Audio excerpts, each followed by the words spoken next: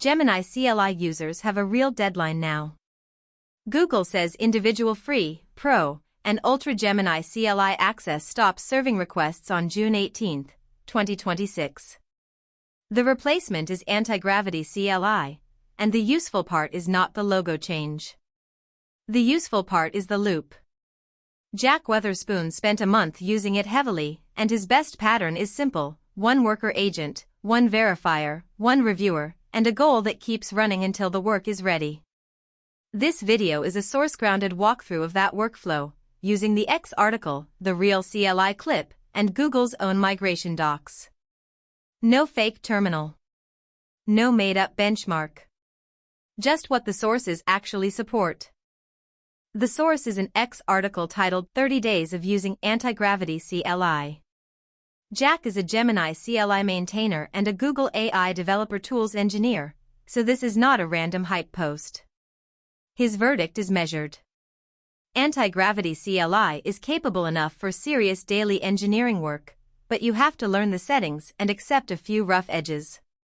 The three things he says shine are speed, asynchronous workflows, and loops.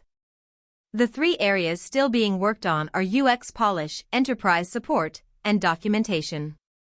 That is why this should not be another broad anti-gravity overview. The useful video is the operator setup: migrate, configure, then build a repeatable agent loop. The official Google developers blog gives the hard edge.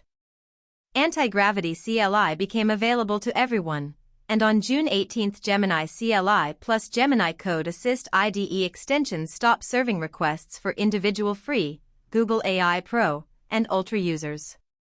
Enterprise customers have different paths through Gemini Code Assist or Google Cloud. Google's migration docs show the first launch import flow, plus the manual command AG plugin import Gemini. They also show AG plugin import Claude for Claude Code plugins. The workspace skill path changes from .gemini/skills to .agents/skills, and MCP servers move toward dedicated MCP config profiles. So the migration is not only installing a new command. It is moving skills, plugins, MCP config, and habits. Jack's main workflow is goal plus dynamic subagents. The goal command tells Antigravity to keep working until the success state is reached. That success state has to be measurable. For example, refactor the codebase, make sure all tests pass, then run a verifier subagent. The verifier builds the project, starts the dev server, and can use Playwright screenshots for UI checks. If the verifier finds a critical or medium issue, the main agent fixes it and loops again. After verification passes, a reviewer subagent checks code quality from a fresh context. If the reviewer flags anything meaningful, the loop continues. This is the part worth copying. The agent is not just coding. It is creating a repeatable review and repair circuit. The official subagents docs explain why this feels different from a normal terminal assistant. Antigravity CLI is built around asynchronous background execution. Slow builds, code generation, research sweeps, and validation jobs can run as subagents or background tasks while the main terminal stays available. The /agents panel shows active, done, killed, and failed agents. The /tasks panel tracks normal background shell work. Jack's source clip shows the same idea in practice, asking for a subagent while the terminal continues to behave like a control surface.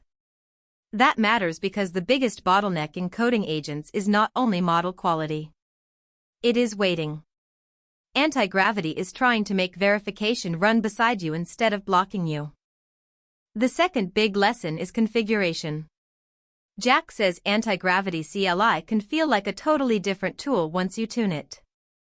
The command is /config.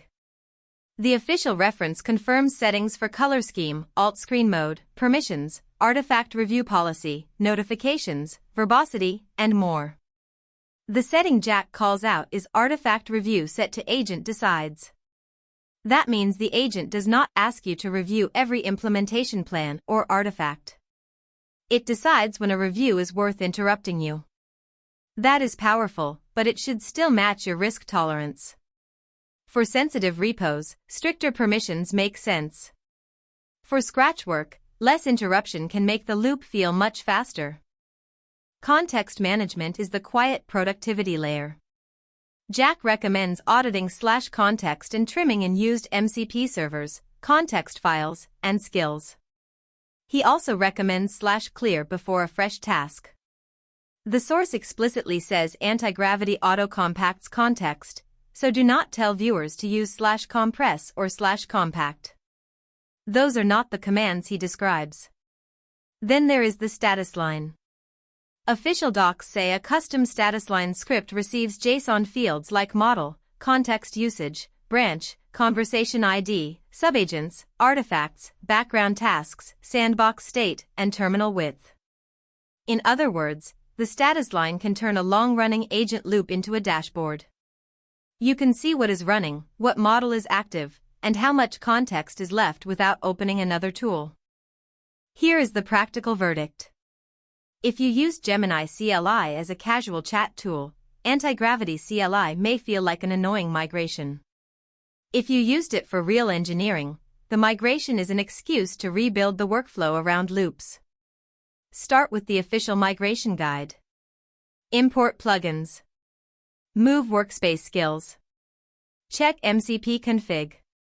Then make one review and fix skill that defines your verifier, reviewer, severity levels, and stop condition. The caveat is important. This video is source-grounded, not a local hands-on test.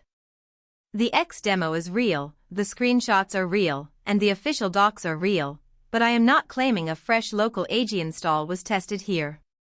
For the next video, the stronger tutorial is a clean install from zero to first passing verifier loop.